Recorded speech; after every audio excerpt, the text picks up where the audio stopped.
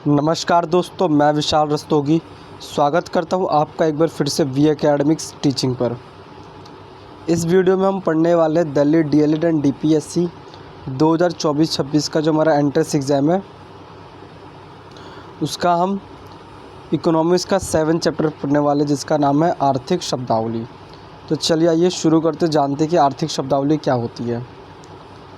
अर्थशास्त्र की शब्दावली, जो अर्थशास्त्र है उसकी जो शब्दावली है वो शब्द या वाक्यांश होते हैं जिसका उपयोग अर्थशास्त्रीय अवधारणाओं और सिद्धांतों का वर्णन करने के लिए करते हैं। यानी ये आर्थिक शब्दावली जो है वो ऐसे शब्द या वाक्यांश है जिसका इस्तेमाल जो अर्थशास्त्री होते हैं वो किसी भी अर्थव्यवस्था की अवधारणा को या सिद्धांत को अगर समझाना होता है तो उसको वर्णन करने के लिए, समझाने के लिए इसका उपयोग करते हैं। ये उन लोगों के लिए एक आवश्यक उपकरण है जो कि अर्थशास्त्र को समझना और उस पर चर्चा करना चाहते हैं। यानी जो व्यक्ति अर्थशास्त्र को समझना चाहता है कि अर्थशास्त्र होता क्या है, अर्थव्यवस्था क्या होती है, और उस पर बहस चर्चा करना चाहता है दूसरों के साथ, तो उसके लिए जाना ज़रूरी है आर्थिक शब्दावली को। ठीक है, तो चलिए एक एक करके आर्थिक शब्दावली को जानते हैं। अगला पहली हमारी आर्थिक शब्दावली है आर्थिकी। इकोनॉमिक्स क्या होती है?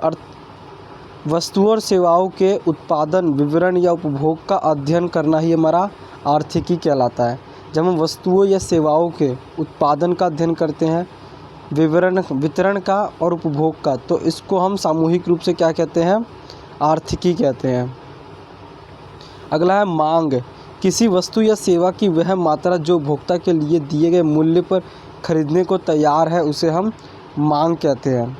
यानी कोई वस्तु है, किसी वस्तु या सेवा की वह मात्रा जो उपभोक्ता किसी भी दिए गए मूल्य पर खरीदने को तैयार है तो उसे मांग कहेंगे। इसका मतलब आपने कोई वस्तु बनाई और उसकी कीमत फिक्स कर दी है, और जो कंज्यूमर उपभोक्ता है अगर उसको खरीदने के लिए तैयार है उसी मूल्य पर, तब हम उसे मांग कहेंगे कि मार्केट में इस चीज़ की डिमांड है, मांग है। आपूर्ति। किसी वस्तु या सेवा की वह मात्रा जो आपूर्तिकर्ता किसी दिए गए मूल्य पर बेचने के लिए तैयार है। मान लीजिए एक प्रोडक्ट है, एक्स प्रोडक्ट, जो कि वाई कीमत पे बिक रहा है, तो वो वाई कीमत पे इस एक्स प्रोडक्ट को जो व्यक्ति वाई कीमत पे बेचने के लिए तैयार है जैसे उपयोग करता, तो उस स्थिति को हम आपूर्ति कहते हैं, क्योंकि वो क्या कर रहा है? वस्तु की आपूर्ति करा रहा है। अगला हमारा संतुलन मूल्य। वह मूल्य जिस पर मांग आपूर्ति के बराबर होती है। मांग और आपूर्ति बराबर होती है। जब वह मूल्य जिस पर मांग और आपूर्ति की जगह दोनों बराबर हो जाती है तो हम उसे संतुलन मूल्य कहते हैं। बाज़ार। खरीदारों और विक्रेताओं का एक समूह जो किसी वस्तु या सेवा का व्यापार करता है उसे हम बाज़ार कहते हैं। यानी खरीदारों और विक्रेताओं का, यानी कंज्यूमर जो है और जो सेलर है, उन दोनों का एक समूह होता है जो किसी वस्तु को या सेवा को खरीदने बेचने का काम कर रहा है, तो उसको हम बाज़ार कहेंगे। अर्थव्यवस्था। हम सुन जाते हैं ना इकोनॉमी, तो अर्थव्यवस्था होती क्या है? किसी देश या क्षेत्र की सभी आर्थिक गतिविधियों का संग्रह जो होता है उसे हम अर्थव्यवस्था कहते हैं। किसी भी देश की या किसी भी एक क्षेत्र की सभी आर्थिक गतिविधियाँ, जितनी भी आर्थिक गतिविधियों का समूह होगा उसे ही हम क्या कहेंगे? अर्थव्यवस्था कहते हैं। मुद्रास्फीति। ठीक है, समय के साथ वस्तुओं सेवाओं की कीमत में सामान्य रूप से जो वृद्धि होती है, समय के साथ वस्तुओं और सेवाओं की कीमतों में सामान्य वृद्धि को मुद्रास्फीति कहते हैं, महंगाई कहते हैं इसको। ठीक है, जब वस्तुओं और सेवाओं की कीमत बढ़ने लग जाती है। मंदी। जब आर्थिक गतिविधि सामान्य गिरावट हो तो एक तिमाही तक चलती है। जो एक तिमाही तक चलती है तो उसे हम मंदी कहते हैं। मान लीजिए आपने कोई गतिविधि कर रहे हैं, अर्थव्यवस्था, कोई प्रोडक्शन कर रहे हैं, किसी भी चीज़ का उत्पादन कर रहे हैं, और फिर उसको एक तिमाही, जो कई तिमाहियों तक, तिमाही मतलब 3 महीने का जो महीना होता है उसे तिमाही कहते हैं। तो क्वार्टर कहते हैं इंग्लिश में। तो कई क्वार्टर तक आप देखते हैं कि अर्थव्यवस्था अपने आप का जो ये आर्थिक गतिविधि है इसमें लगातार गिरावट आती जा रही है, तब आप कह सकते हैं कि उस देश में, उस क्षेत्र में क्या हो गई? आर्थिक मंदी आ गई है। बेरोजगारी, श्रम बल में उन लोगों का प्रतिशत जो काम करने को सक्षम है और इच्छुक भी है लेकिन नौकरी नहीं खोज पा रहे हैं, तो उसे हम बेरोजगारी कहेंगे। यानी एक वाई नाम का एक व्यक्ति है जो काम कर सकता है और करना भी चाहता है, ठीक है, उसके अंदर क्षमता है काम को करने की और उसको इच्छा है कि वो करना चाहता है, लेकिन उसको काम ही नहीं मिल पा रहा, तो हम उस स्थिति को हम बेरोजगारी कहते हैं। जीडीपी, सकल घरेलू उत्पाद, फर्स्ट चैप्टर में पढ़ाया था इकोनॉमिक्स के। ये एक निश्चित अवधि, आमतौर पर एक वर्ष में किसी देश की उत्पादित सभी वस्तुओं और सेवाओं के कुल मूल्य होता है हमारा जीडीपी। जीएनपी की बात करें तो किसी एक निश्चित अवधि में, आमतौर पर एक वर्ष में किसी देश के नागरिकों द्वारा उत्पादित सभी वस्तुओं और सेवाओं के कुल मूल्य होता है, चाहे वो देश के अंदर हो या फिर बाहर। यानी एक कंपनी है, एक व्यक्ति है जो किसी वस्तु का उत्पादन कर रहा है, चाहे वो देश के अंदर या बाहर, लेकिन इससे एक साल में जितने भी वस्तुओं का उत्पादन किया उसका कुल मूल्य हमारा जीएनपी हो जाएगा। और जीडीपी में क्या है, तो देश की सीमा के अंदर मापा जाता है और जीएनपी को देश के सीमा के बाहर भी मापा जाता है। अगला हमारा इन्फ्लेशन, महंगाई। एक निश्चित अवधि में वस्तु और सेवाओं की कीमतों में औसत जो वृद्धि होती है उसे हम महंगाई कहते हैं, इन्फ्लेशन कहते हैं। ब्याज दर, ये ऋण लेने वाले के लिए उधारकर्ता द्वारा ऋणदाता को भुगतान किए जाने वाला शुल्क होता है। देखिए इसमें ब्याज दर क्या होता है, क्या है, एक ऋण देने वाला व्यक्ति है, ठीक है, एक्स नाम का एक व्यक्ति है जो कि वाई नाम के एक व्यक्ति को उधार दे रहा है, ऋणदाता। तो ऋण लेने के लिए उधारकर्ता मेरा वाई है और ऋणदाता मेरा एक्स है, ठीक है। उधारकर्ता द्वारा ऋणकर्ता को भुगतान किया जाने वाला एक शुल्क होता है, एक्स नाम का जो व्यक्ति और वाई नाम का। एक्स क्या है, ऋण दे रहा है वाई को और वाई ले रहा है एक्स से ऋण। तो क्या करेगा, वाई ने एक उसके पैसे पर जो ऋण लिया है, उधार लिया है, उस पर थोड़ा ना एक शुल्क कह सकते हैं आप अदा करता है, तो उस शुल्क को हम ब्याज कहते हैं। निवेश, इन्वेस्टमेंट, ये भविष्य के लाभ के लिए वर्तमान में धन का उपयोग करने की प्रक्रिया है। यानी आप चाहते हैं कि आपके पास जो आज पैसा है और कल भी आप उस पैसे से पैसा कमाएं, तो उसको फिर इन्वेस्ट करते हैं बड़ी बड़ी कंपनियों में या स्टार्टअप में, ठीक है, ताकि भविष्य में भी आप लाभ कमाते रहें। बचत, सेविंग, ये वर्तमान आय का वह हिस्सा है जो खर्च नहीं किया जाता। मान लीजिए आपने एक्स अमाउंट कमाया है और आपने वाई अमाउंट में उस एक्स अमाउंट का 10% वाई अमाउंट को बचा लिया है, तो वो आपकी बचत होगी और उसको आप खर्च नहीं करना चाहते हैं, अपने बुरे दिनों के लिए इसको संभाल के रखना चाहते हैं। टैक्स कर की अगर बात करें तो ये सरकार द्वारा नागरिकों और व्यवसायों को से एकत्रित अनिवार्य भुगतान होता है। ये एक तरह का भुगतान होता है टैक्स, किससे, नागरिकों और व्यवसायिक कंपनियों से टैक्स लिया जाता है ताकि देश को चलाया जा सके। आपको पता है देश सरकार को बहुत सारे काम करने पड़ते हैं, तो वो काम अपने घर से तो पैसे ला के करेगी नहीं, तो हमसे टैक्स लेके ही करती है। अगला है बजट। ये सरकार द्वारा एक निश्चित अवधि, आमतौर पर एक वर्ष के लिए आय और व्यय का कुल अनुमान होता है। ये एक अनुमान लगाया जाता है सरकार के द्वारा कि आने वाले एक साल में हम कितना पैसा कमा सकते हैं और कितना खर्च करेंगे। मार्केट, बाज़ार, ये खरीदारों और विक्रेताओं के बीच वस्तुओं और सेवाओं का आदान प्रदान का एक स्थान होता है बाज़ार। कंपटीशन, प्रतिस्पर्धा की अगर बात करें तो बाज़ार में खरीदारों और विक्रेताओं के बीच की प्रतिद्वंद्विता को दर्शाता है। कंपटीशन को दर्शाता है कि हाँ भाई ये बाज़ार है तो कोई कितनी कंपटीशन है, यानी खरीदने वाले कितने व्यक्ति और बेचने वाले कितने हैं, तो उनके बीच में जो कंपटीशन होता है उसे हम प्रतिस्पर्धा कहते हैं। मांग, डिमांड, ये किसी वस्तु या सेवाओं के लिए उपयोगकर्ताओं की इच्छा और क्षमता होती है कि आप एक प्रोडक्ट है उसकी मांग कितनी है, डिमांड में उपयोगकर्ता की इच्छा है भी है, क्षमता है उस सेवा का उपयोग करने की या नहीं है। अगला हमारा आपूर्ति, सप्लाई, ये किसी भी वस्तु या सेवा की उपलब्ध मात्रा होती है। यानी कोई वस्तु और सेवा है तो कितनी मात्रा में उपलब्ध उसे हम सप्लाई कहेंगे। लाभ, किसी भी व्यवसाय द्वारा राजस्व या लागत के बीच का अंतर ही हमारा लाभ होता है। मान लीजिए एक कंपनी है एक्स और उसने क्या किया, एक प्रोडक्ट बनाया ए अमाउंट में और उसको बेच दिया बी अमाउंट में, ठीक है, बेच के इतना कमाया, और इन दोनों के बीच का जो अंतर होगा वही मेरा क्या होगा, प्रॉफिट होगा। हानि, ये किसी व्यवसाय द्वारा लागत और राजस्व के बीच का अंतर ही हमारा हानि होता है। लागत कितनी थी और राजस्व कितना निकला, उसके बीच का अंतर होगा। जन अगर माइनस में जा रहा है, मान लेते हैं आपने 100 रुपये का कोई चीज़ बनाया और उसको 150 रुपये में बेच दिया, तो इसके बीच में कितने का अंतर आया है, प्लस 50 रुपये का, तो ये हमारा प्रॉफिट होगा। लेकिन वही अगर उल्टा कर रहे हैं हम, 150 रुपये का अपना कोई सामान बनाया और 130 रुपये में बेचा, तो आपको कितने का अंतर दिख रहा है, -20 का। आपने 150 रुपये लगाया लेकिन आपको मिला सिर्फ 130 रुपये, तो आपका कहीं ना कहीं 20 रुपये का नुकसान हुआ, तो लॉस हुआ है आपका। ऋण, डेट की बात करें तो ये किसी व्यक्ति या व्यवसाय द्वारा उधार लिया गया धन ही हमारा ऋण होता है।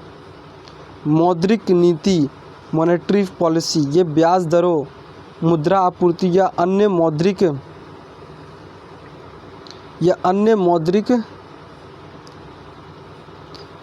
मौद्रिक उपकरणों का उपयोग करके अर्थव्यवस्था को नियंत्रित करने के लिए सरकार द्वारा अपनाई गई एक नीति होती है।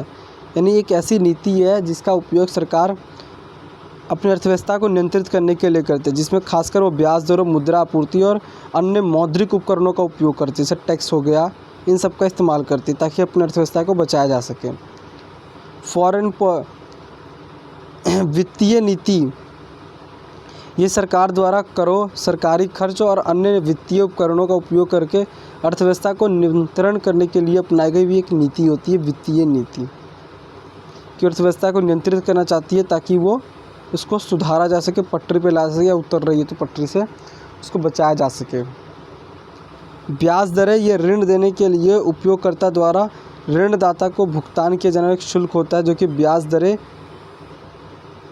ब्याज दरें मौद्रिक नीति का ही एक हिस्सा होती है।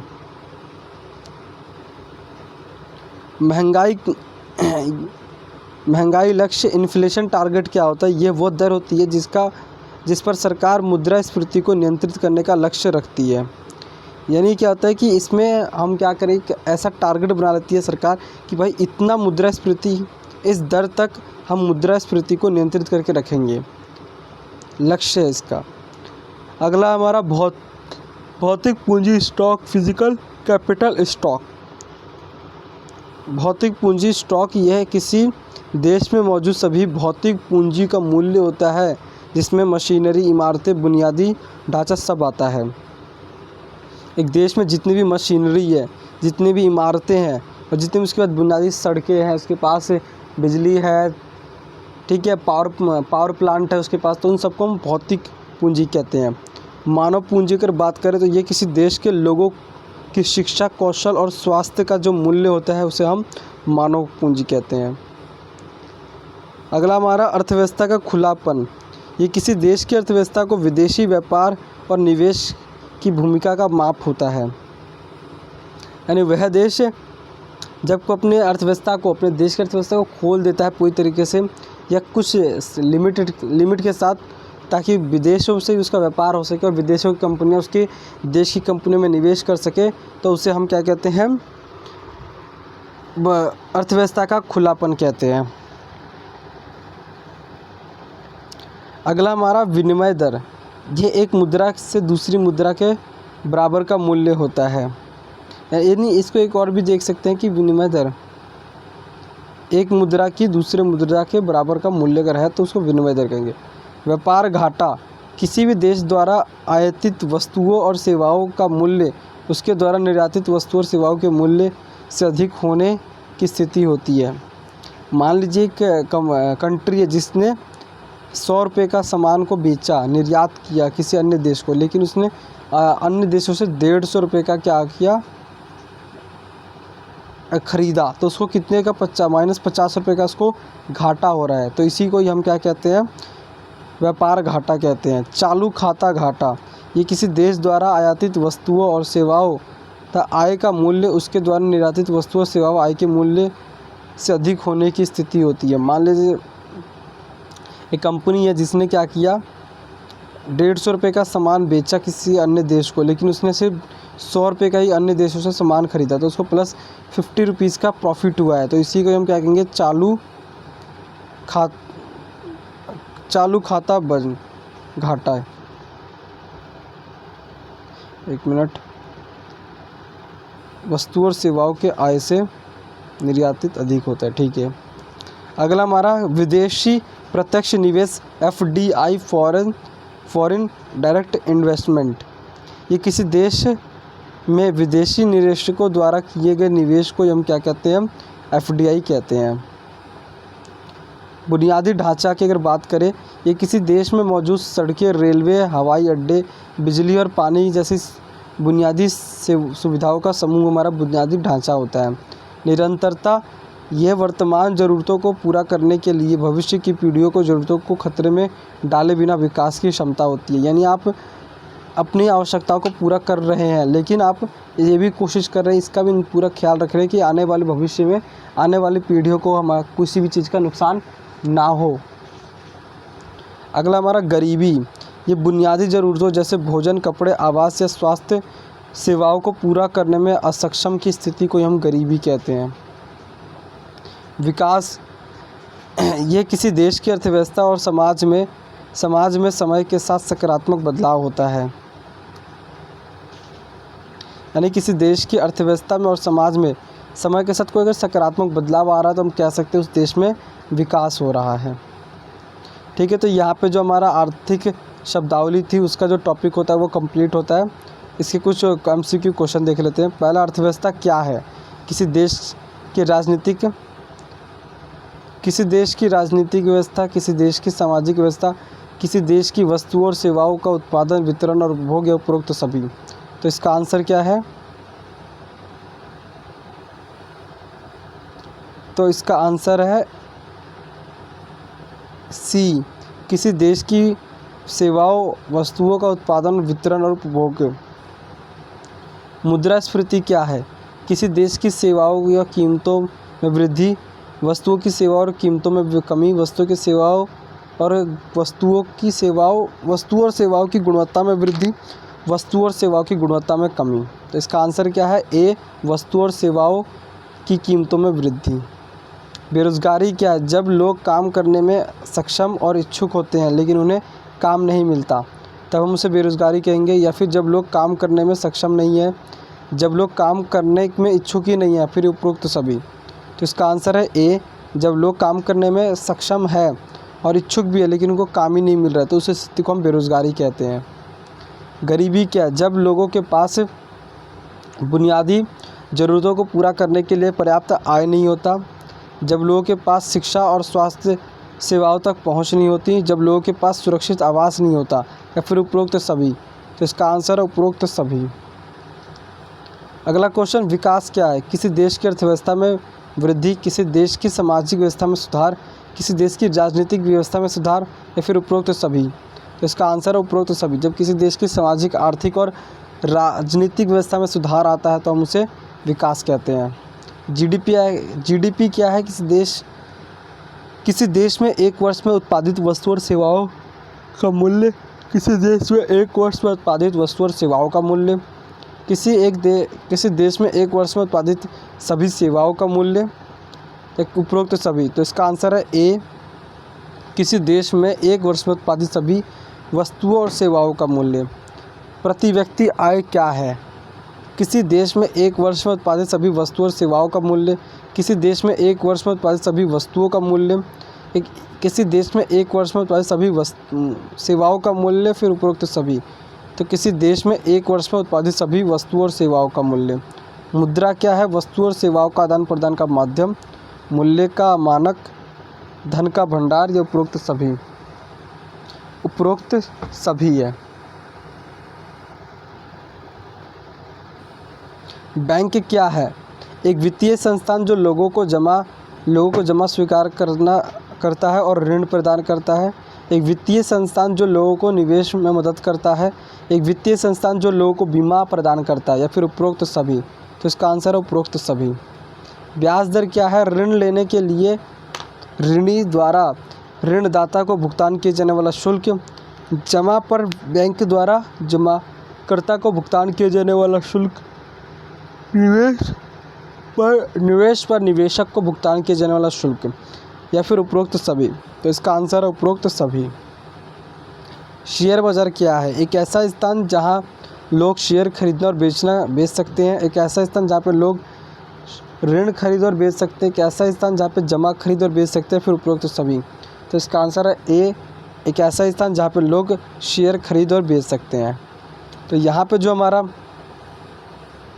टॉपिक होता है आर्थिक शब्दावली का, वो हमारा ख़त्म होता है। इससे पहले मैंने 6 चैप्टर ऑलरेडी अपलोड कर दिए हैं इकोनॉमिक्स के, तो आप जाके उसको ज़रूर देखिएगा। इसके साथ साथ मैंने क्या किया, पूरे कंप्यूटर साइंस का जो सिलेबस होता है उसको भी पूरा कंप्लीट अपलोड कर दिया है, तो आप उसको जाके भी एक बार ज़रूर देख सकते हैं। ये वीडियो अगर आपको अच्छा लगे तो उसको लाइक कीजिएगा और शेयर कीजिएगा। और अगर आप हमारे चैनल पर पहली बार आए हैं तो हमारे चैनल को सब्सक्राइब ज़रूर कीजिएगा। मैं मिलूँगा आपसे अगले वीडियो में, तब तक के लिए जय हिंद, जय भारत।